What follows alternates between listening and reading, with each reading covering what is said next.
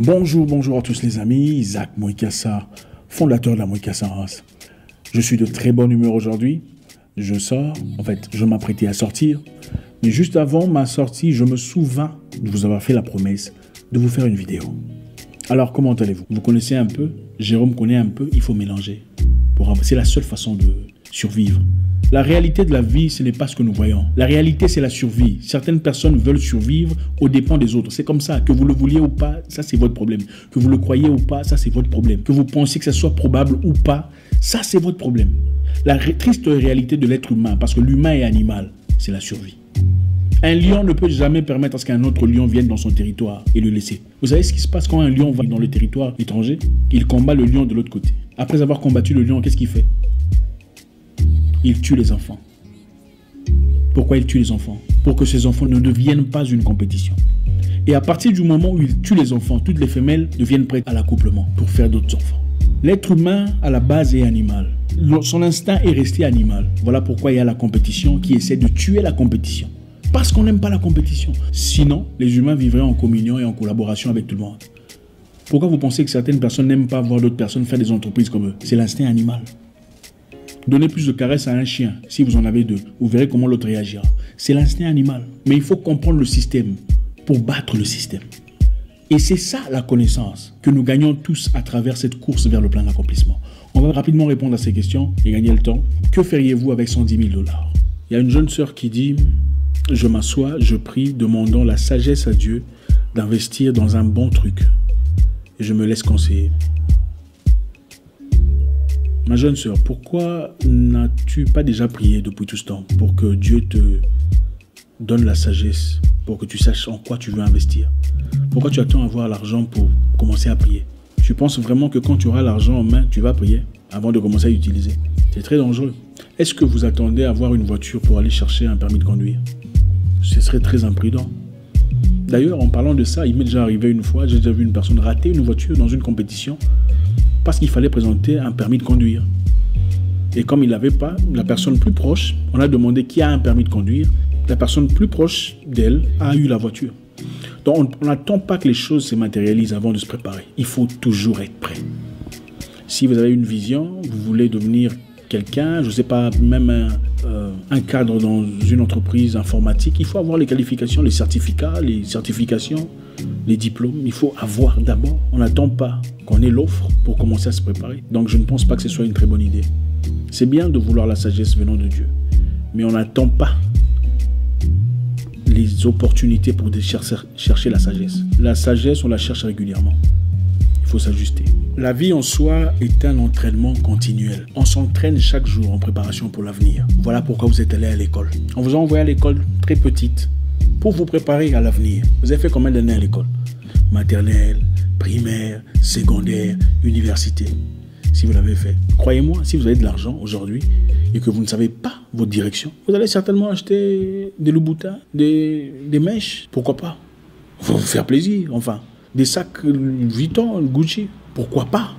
Si vous ne savez pas quoi faire avec l'argent avant de l'avoir, vous allez dilapider dans des choses imprévues et souvent sans importance. Ceux qui l'ont déjà fait vous le confirmeront. Que feriez-vous avec 110 000 $? La deuxième question. Il y a un jeune homme qui dit « J'achète une Mercedes AMG C coupé. J'achète une Mercedes AMG C coupé. » C'est bien d'être ambitieux. C'est bien, la Mercedes AMG C coupé. C'est beau à voir, n'est-ce pas?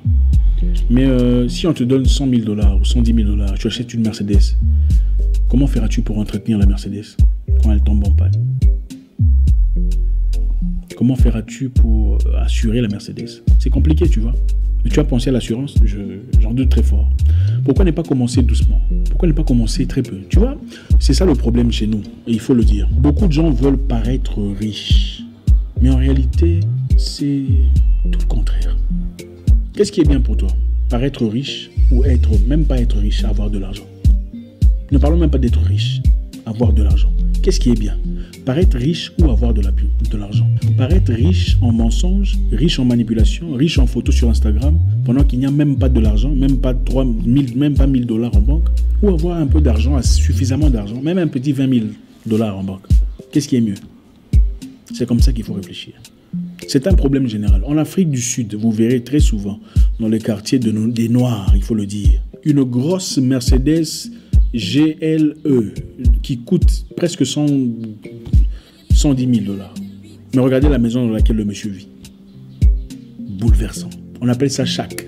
Et la honte, c'est quand la banque vient récupérer la voiture, parce que souvent, le monsieur aurait peut-être payé 80% de la valeur de la voiture, mais n'a pas pu payer le montant restant mensuel, et la banque vient récupérer complètement la voiture prêtée. C'est une honte. Il faut changer la mentalité. Pourquoi ne pas commencer avec une Toyota, cher frère? Beaucoup de grands ont commencé comme ça. Une Toyota. L'une des voitures que je chéris le plus, que j'ai aimé le plus, était ma Toyota Yaris, je crois. Ça fait partie de la vie. On a une voiture pour quitter de A à B. Ce n'est pas pour faire le voleur, non. Principalement, l'objectif de la voiture, c'est de quitter le point A vers le point B. Ce n'est pas pour paraître riche. C'est bien de se faire plaisir, mais il faut assurer ses arrières.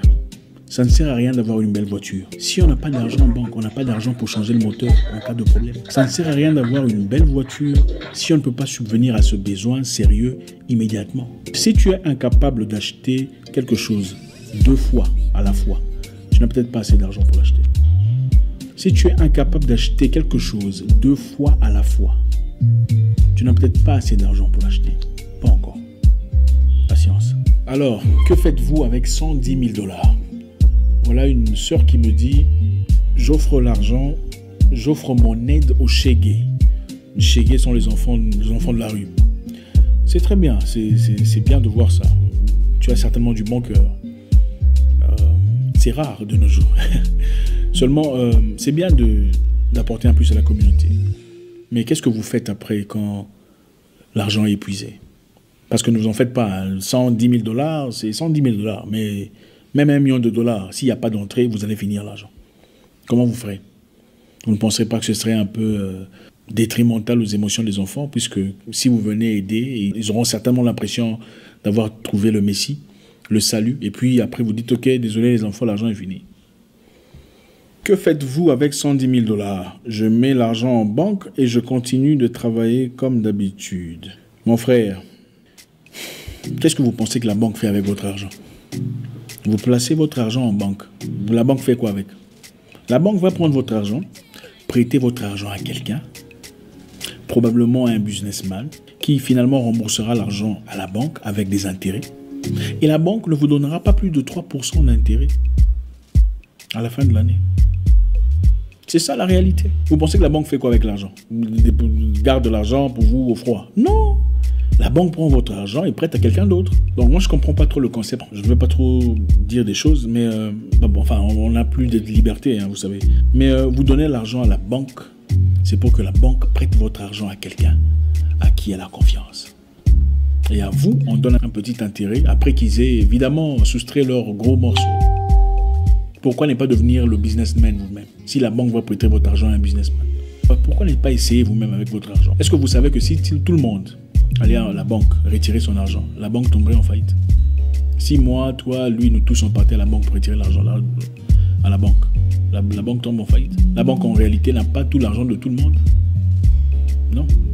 La banque n'a pas tout l'argent de tous les clients. La banque a un peu, parce que l'argent des autres clients est quelque part ailleurs. Donc, il faut y réfléchir. Je comprends, c'est souvent un sentiment de peur. Je veux bousiller l'argent. Je préfère garder ça dans un compte bloqué. Vous pensez que le compte bloqué fait quoi? En banque, même si vous avez 100 000 $ ou 500 000 $, il y a un montant limite que vous pouvez retirer par jour. Pourquoi? C'est votre argent. On vous donnera certainement des réponses à dormir debout. Mais ceux qui savent, savent. La banque n'est pas là pour garder votre argent. La banque est là pour faire du commerce avec votre argent. Vous ne pouvez pas faire votre propre commerce avec votre propre argent. Il y a un frère qui dit « J'achète des appartements à louer ». Très intéressant, j'aime bien le concept, acheter des appartements à louer. En effet, beaucoup de personnes aiment acheter, c'est-à-dire beaucoup de personnes veulent construire. D'accord? Surtout chez nous en Afrique, il faut le dire, beaucoup de personnes veulent construire pour habiter. Je cherche de l'argent pour construire et habiter. Je ne sais pas si c'est une très bonne idée. Si vous avez un gros cash, d'accord? Je dirais plutôt, si vous avez par exemple 110 000 $, au lieu de construire pour habiter, certaines banques vous offrent des crédits en rapport avec l'argent que vous avez, c'est-à-dire un pourcentage par rapport à l'argent que vous avez en compte bancaire. Si vous avez 110 000 $ en banque, certaines banques vous donneraient 100% de crédit ou 200%, ça dépend de votre relation. Okay? Avec l'argent que la banque vous donne. Pourquoi vous ne faites pas des constructions? Avec cette construction, vous placez des locataires et les locataires payent la banque. Selon le contrat que vous avez signé, évidemment. Je pense que c'est une meilleure idée. La construction ne devrait pas être seulement un endroit où il faut dormir. Ah, j'ai construit, je dors. Vous vivrez combien de temps? La construction devrait aussi être un héritage qui vous permette de générer de l'argent. Ça pourrait aussi être un business, une entreprise, c'est-à-dire une construction où vous placez des gens, même si ce n'est pas grandiose, quelque chose de simple, mais qui permette, parce que bien sûr, il y a des clients pour tous les niveaux, qui permettent à ce que vous génériez de l'argent chaque mois et que ces personnes, en effet, payent cette construction et pas vous. Et cela, évidemment, vous permettra, avec le peu d'argent que vous avez, de vous lancer dans une autre entreprise. Je pense que c'est une... Enfin, il faudrait peut-être en parler avec plus de profondeur. On ne pourra malheureusement pas condenser tout ça ici. On parlera peut-être de ça prochainement, en particulier comme sujet principal, si vous désirez. Je sais qu'aux États-Unis, c'est différent, en Europe, en Afrique. Chaque banque a ses paramétrages. Et il faudrait les connaître, évidemment. Mais on essaiera, si vous désirez, de toucher un peu partout, voir ici, on fait comme ça, là-bas, on fait comme ça, ici, on peut faire comme ça. Je pense qu'il est important d'être informé. C'est ça, la connaissance est la chose la plus importante. Il ne s'agit pas d'être en mouvement. Il s'agit d'aller dans la bonne direction. Beaucoup de personnes, s'ils avaient les informations qu'ils ont aujourd'hui, beaucoup de personnes parmi nous, s'ils avaient les informations qu'ils ont aujourd'hui, n'auraient pas fait les programmes scolaires ou universitaires qu'ils ont fait aujourd'hui. L'objectif, ce n'est pas de la vie, ce n'est pas d'avoir un salaire. L'objectif est de vivre et de couvrir ses besoins. Il faut trouver des moyens qui fonctionnent. Il n'y a pas seulement un seul moyen. Mais pour ça, il faut évidemment s'informer. Merci encore une fois, il y a beaucoup de questions. On essaiera peut-être de répondre à ces questions prochainement, si vous désirez. Faites-nous savoir sur les commentaires. Ça a été un réel plaisir. J'espère vous parler encore très bientôt dans une nouvelle vidéo.